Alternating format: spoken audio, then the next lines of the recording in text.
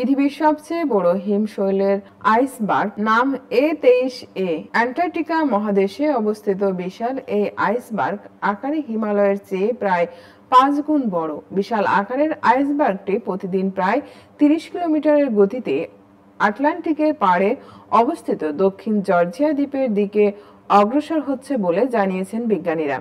বিজ্ঞানীদের তথ্য মতে 1986 সালে অ্যান্টার্কটিকার রনেফিলসোনার আইস সেলফ অঞ্চলে তৈরি হয়েছে A23A নামের আইসবার্গ।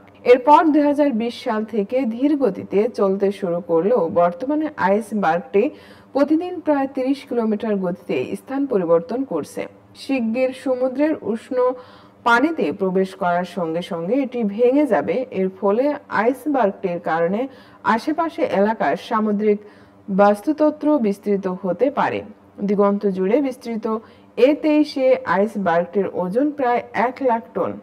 গত বছর 6 মাস সাগরের স্রোতে আটকে ছিল এটি। তবে বর্তমানে দ্রুত গতিতে স্থান পরিবর্তনের ফলে শিগগিরই হিমশৈলটি উষ্ণ পানিতে প্রবেশ করে ধীরে ধীরে দুর্বল হয়ে গলে যাবে। এর ফলে পেঙ্গুইন ও সিলের বাস্তুতন্ত্রের উপর প্রভাব পড়তে পারে বলে আশঙ্কা করছেন বিজ্ঞানীরা। অতীতে যখনই এই স্থলভাগের সঙ্গে কোনো আইসবার্গের সংঘর্ষ হয়েছে তখনই অনেক পেঙ্গুইন, ছানা ও শিল শাবকের মৃত্যু হয়েছে। আর তাই 1 লাখ টন ওজনের এই বিশাল আইসবার্গ এখন অ্যান্টার্কটিকা এলাকার আতঙ্ক। বিশ্বের সবচেয়ে শক্তিশালী সমুদ্রের জেট স্ট্রিম বা স্রোতের মধ্যে আছে হিমশৈলটি, যে কারণে আঘাতের মাত্রা অনেক বেশি হতে পারে।